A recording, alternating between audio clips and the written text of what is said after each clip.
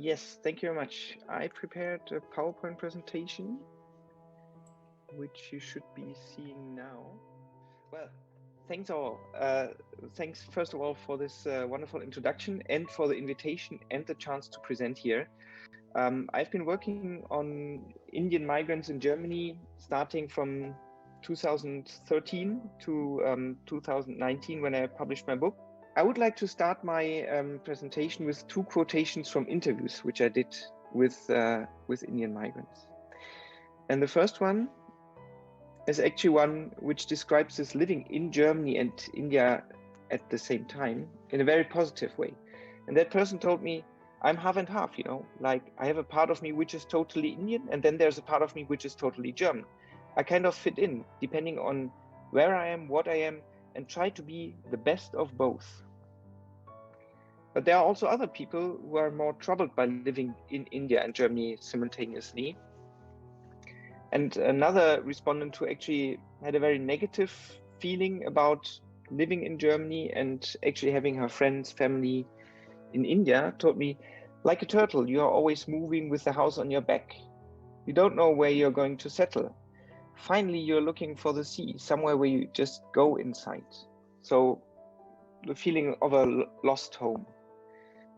So transnationalism is an interesting perspective which emerged in the research on migration roughly 20 years ago. And when you look at old migration theories, they always looked at people who migrated once. And there were things like push and pull factors, like pull factors would be good jobs which attract people. Push factors would be a bad climate or unfavorable conditions which push people away. So that was, people were actually seeing something like a mass moving between magnets or something like that. Then there were economists who tried to explain migration from a macroeconomic perspective, looking at labor markets and differences in the wages, or from a microeconomic perspective, where they looked at households and their strategies to diversify income. In the 1990s, there emerged the theory on migration networks and chain migration, but they all always had the idea that people move once and stay for good. And then in the late 1990s, early 2000s, a new way of looking at migration emerged, and that is transnationalism. And the transnationalists said, well, migrants do not move only once. Migrants do not move for good, and they do not leave everything behind. But actually, they live in both worlds. And that is illustrated in this diagram here. If you look at the left side, that is the earlier explanation. So people would move from A to B and create a completely new social network. While when the transnationalists said, this is not true. When people move, they will have networks in both worlds, and they will actually be strong connectors of these two worlds. So migrants are actually seen very positive as agents who can really shape their fate and who can also actively influence society. And they are very active in making globalization. So that's the transnational perspective, which I actually like very much. So when you look at the historical development, there's very old merchant networks, and in some of the states, the Indian diaspora which exists today is very much related to that historical roots. And that's the diaspora which emerged, you can say, more or less before colonization happened. Then there's, of course, a lot of different places where the diaspora emerged, which is related to the colonization and movements within the British Empire. But the orange arrows which you can see are now migrations which are stopped. So after colonization, these were cut off. And interestingly, there were different ideas. There were the ancient neighbors who went to the Caribbean to work there, but there were also elites, Indian elites migrating, for example, to Myanmar or Burma, where they actually were ruling. Or there were also the ideas that Africa, that's what one of the colonial officers said, Africa could be the America for the Indians, so that they could develop colonies there. That was an idea, but that my diaspora streams actually stopped. But there are also streams, for example, to Australia, to the United Kingdom, to France, to Portugal, which have their roots in the colonial times, but which also continued after independence. And then actually what happened is in the second half of the 20th century, the Indian diaspora really exploded, you can say. It really completely new streams emerged. There's, of course, as you know, to the Gulf Cooperation Council countries, there's a very big diaspora which emerged, but the largest country, United States and Canada, but also more and more European countries. And these are now data from 2014. And especially when you look at Europe, I think this has really tremendously changed. So we are really witnessing a very interesting intensification there, and interesting changes. So what is actually quite interesting, that the view of the Indian state on this diaspora has changed. There's a nice paper by Karia from 2014. He teaches at the JNU in Delhi. And he actually describes how in the 1970s, those who moved out of India were called deserters, because they took the knowledge they acquired and took it to other countries. Then they were in the 1980s seen as a brain bank outside the country. And especially since the 1990s, they are seen as angels who come back, who invest in India. And that is also you can actually see that in the policy changes. So in 2001, there was a high-level committee on the Indian diaspora, also a very interesting book, although it's 20 years old now.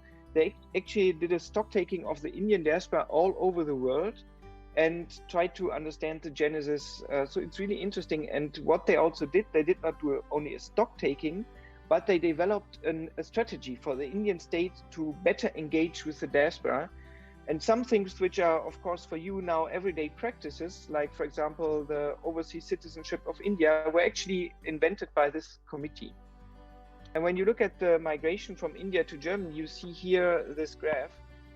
And what you can see when you look at this and you have a little bit historical background knowledge, then you can actually identify 4 phases. And the first phase was until the 1960s, where only very few migration happened. And that were students, many of them coming from Bengal, studying at German universities. Probably will be aware of is the so-called Green Card initiative in 2000, which was then released by the government in Germany, which did actually not bring too many Indians here.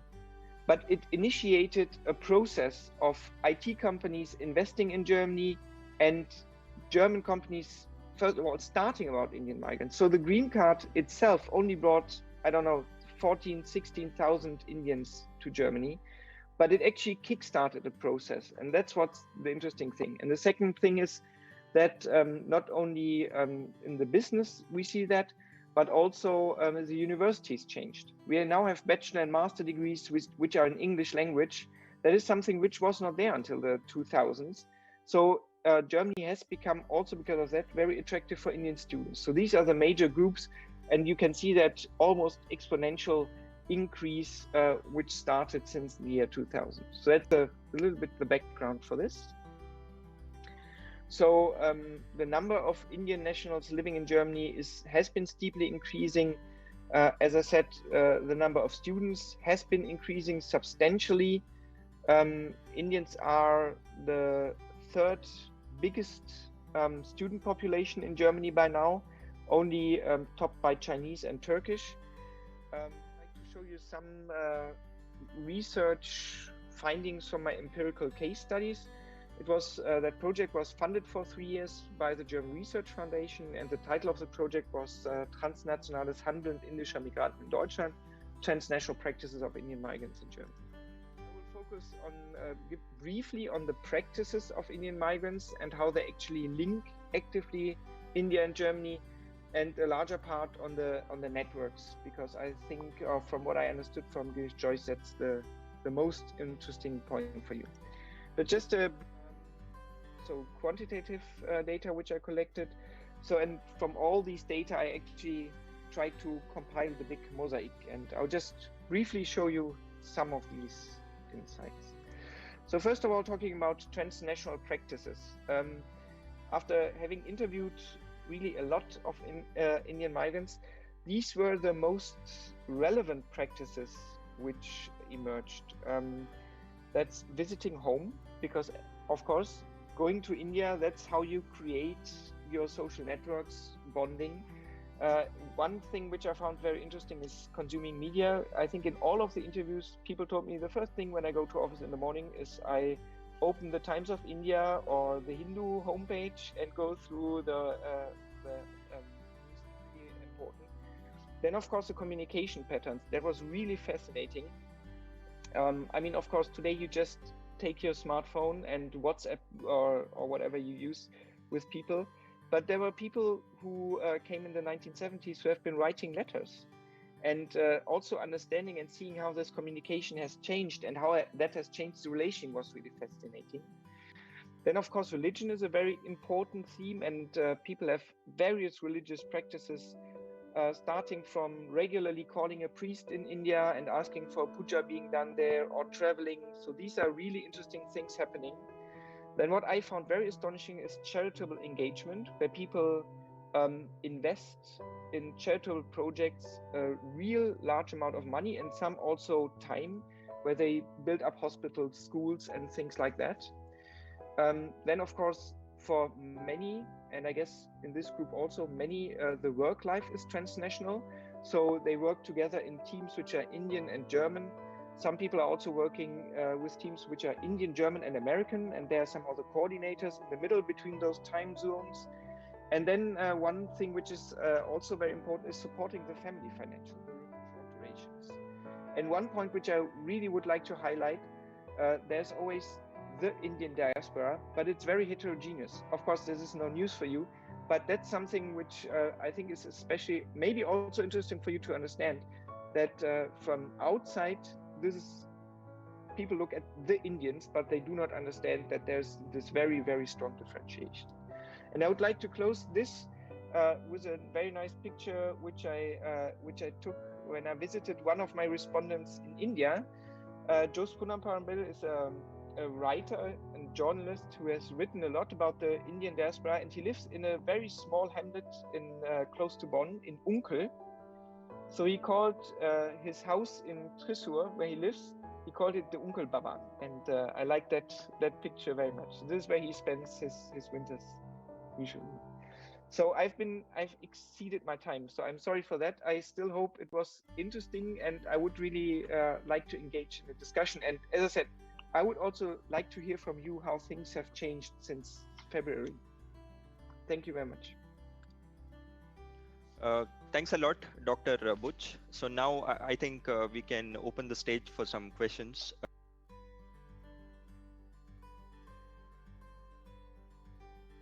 Yeah, so Dr. Maybe before we wind up this part of the session, I would like to ask one last question, because for us, we would like to introspect as a community, as a organization.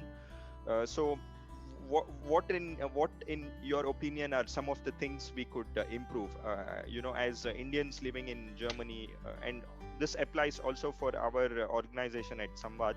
So what could we improve to make ourselves better? Oh, I'm not sure whether you really have to improve, because as I said, I think the view of Indians in Germany is quite well. It depends on what you want to reach, what you want to aim. I mean, if you want a higher visibility of the Indian community in Germany, I think a must would really be to increase the level of people speaking German, and interact more with people in Germany, and maybe try to engage for charitable projects in Germany. I think that's the way how one can really make the way into the society, getting actively involved in problems and issues here through charitable activities. That would, I think, be one strategy. which would be promising.